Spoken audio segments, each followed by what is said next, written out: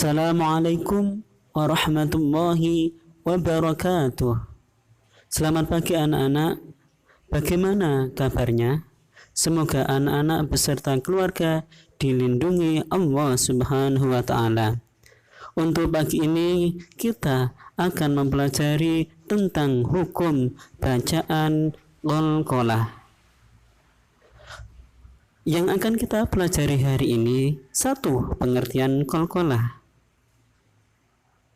2. Qalqalah sughra. 3. Qalqalah kubra. Yang terakhir tugas. Oke. Materi yang pertama tentang pengertian qalqalah.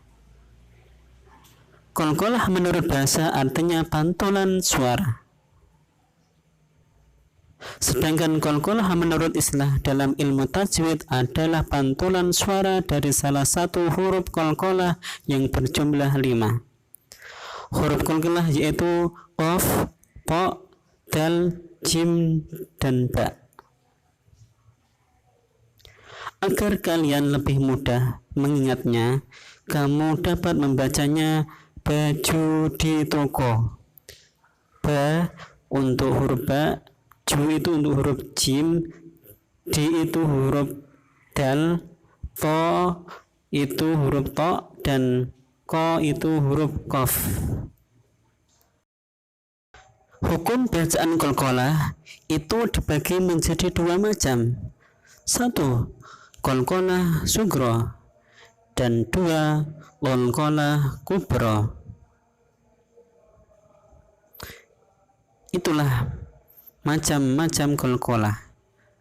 Materi yang kedua, qalqalah sughra. Qalqalah sughra terjadi apabila terdapat huruf qalqalah bersukun pada kata asalnya dan umumnya terletak di tengah-tengah kata. Itulah definisi atau pengertian dari qalqalah sughra. Apabila ada salah satu huruf qalqalah berharokat sukun dan di tengah-tengah kata, maka itu disebut qalqalah sughra. Cara membaca hukum bacaan qalqalah sughra harus bergerak dan berbunyi seperti membalik. Biasanya anak-anak menyebutnya dengan memantul.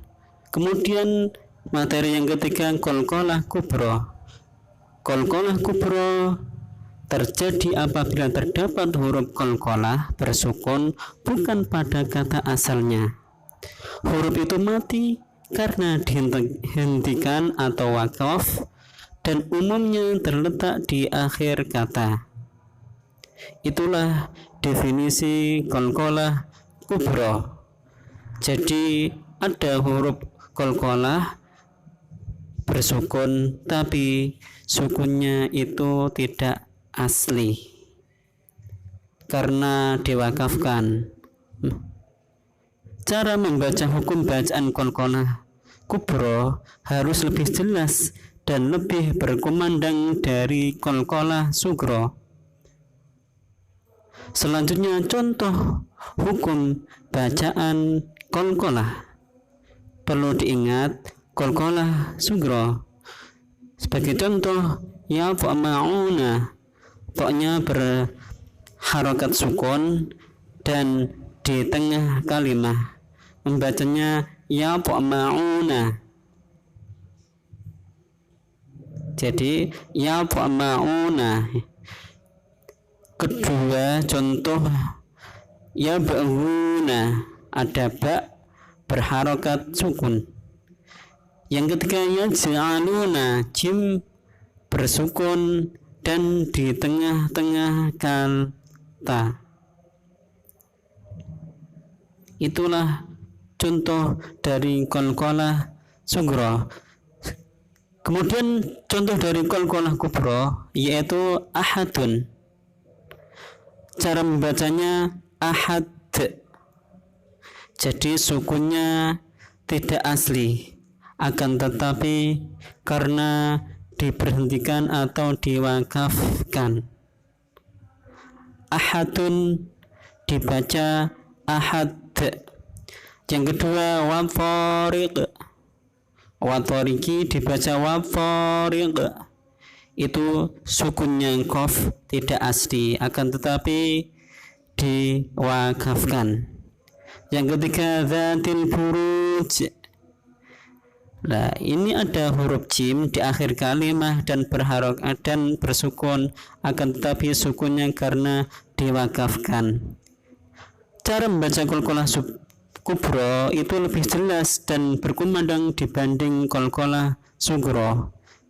Jadi harus lebih jelas antara qalqalah kubro dibanding qalqalah sugro. Contohnya ahad, wattariq, zatil buruj. Itulah perbedaan antara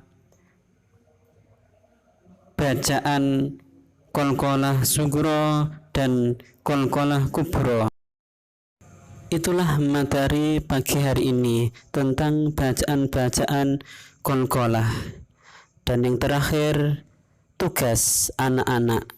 Silakan anak-anak mengerjakan LKS halaman 37 sampai 40. Sekian materi pada kali ini. Semoga bermanfaat dan berkah untuk anak-anak semua. Sekian, assalamualaikum warahmatullahi wabarakatuh.